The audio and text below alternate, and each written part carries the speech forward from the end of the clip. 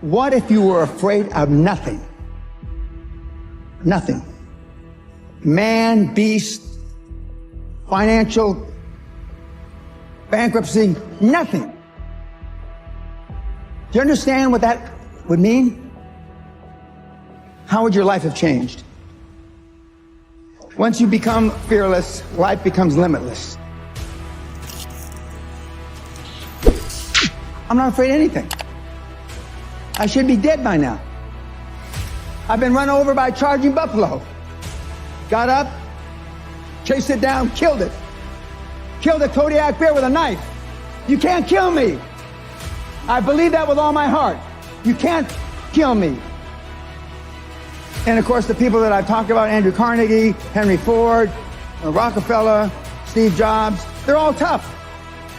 Snowflakes melt under pressure. In 1986, the average man's handshake pressure was 118 pounds. 2016, 96 pounds. Testosterone levels in sperm counts tested 50 years ago, and today they're producing 60 to 70% the amount of testosterone levels in sperm counts as they did. We're dying out. They're deathly afraid of everything. Everybody's scared to death of what might happen, and so they want to come across as your friend. It's like my snowflake test.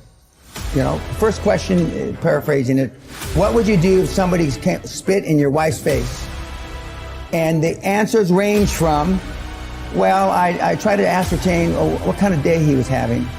And if he had a bad day, I try to be understanding. I'd be in prison for murder.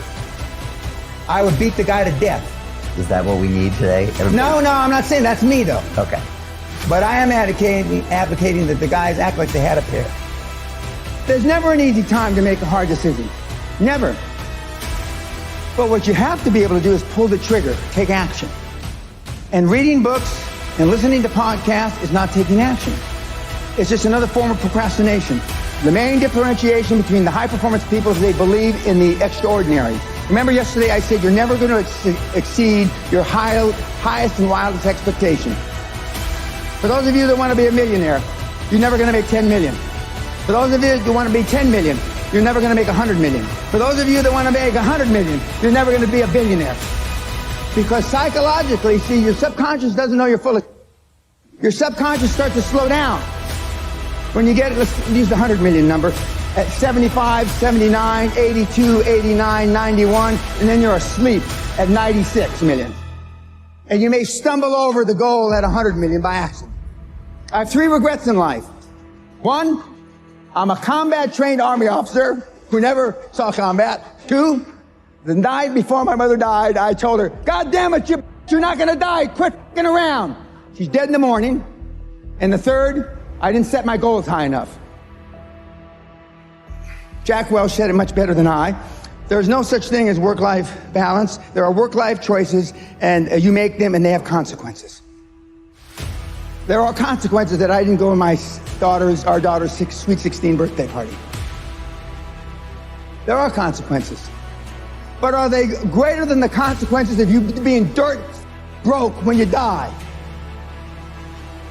You ask yourself that. Would you rather make a choice between your daughter's 16th birthday or you being flat broke, huddled up in a corner, homeless, whenever your time comes? You tell me. But conventional wisdom, political correctness, has it all backwards. You're a bad person because you missed her birthday, right? You're a bad person because you celebrated Christmas in January, right? Horse. And the pundits that give you this horse are poor themselves. Next, you've got to get by your friends. Show me your friends and I'll show you your future. Right? You're hanging out the pub, belching and farting. Those people that you're going to the sports bars, those are your friends. Then there's just general pessimists. Then there's your own guilt. Do I deserve to be wealthy beyond measure? Then there's fear, false expectations appearing real. And then there's this plain society that wants to hold you down. Strange times are there are these in which we live when the old and the young are taught falsehoods in school. And the person that does tell the truth is called a lunatic and a fool. But John Lennon said it a little differently. Being honest may not get you many friends, but it will always get you the right ones. And what I want you to do from this point forward, no matter if you hated what I said or the way I said it, is choose carefully the people that you associate with. Warren, back when he used to send out tweets, Buffett that is, you will continue to suffer if you have an emotional reaction to everything that is said to you. True power is sitting back and observing things with logic, and power is restraint. True power is restraint.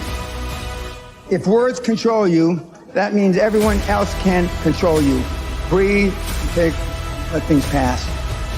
In my day, they used to say, sticks and stones can break your bones, but words can never hurt you. Now it's just the opposite. There are major universities in this country, on this planet, that have safe rooms, that have safe buildings, that if life becomes too stressful, you go to that building. If your adult child needs a safe space to avoid offensive words, you failed as a parent.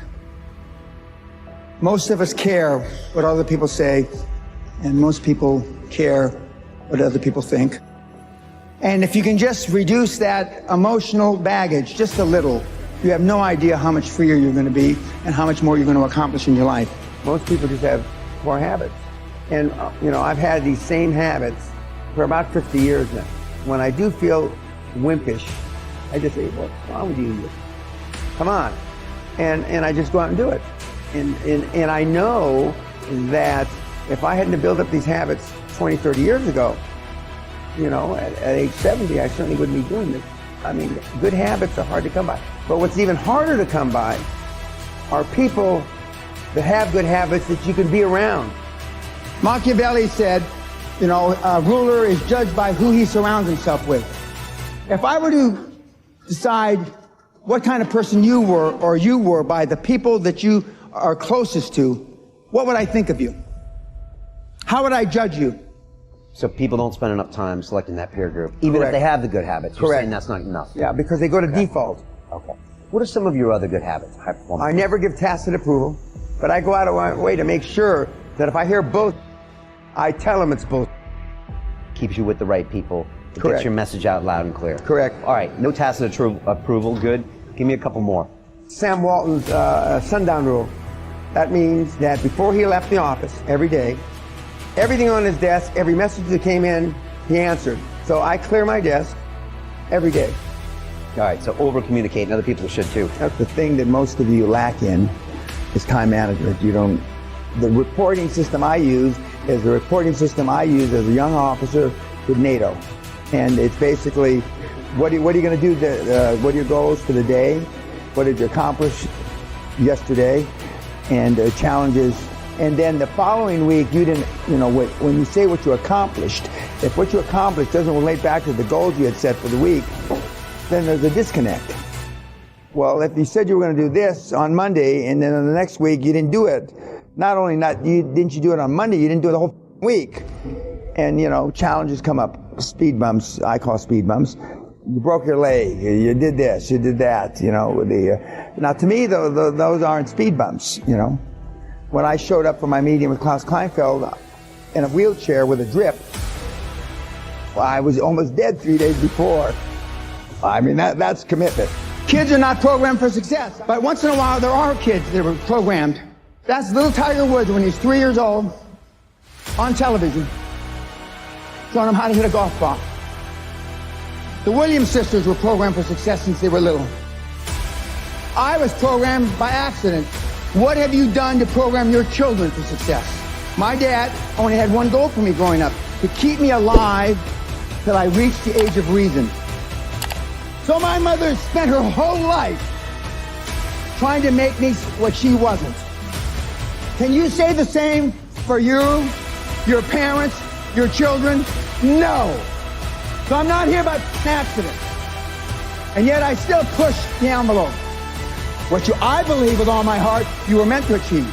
I believe, and this is the only religious thing I'm going to say, is I believe whoever the put us here, however we got here, we were put here to be all we can be. not a fraction thereof.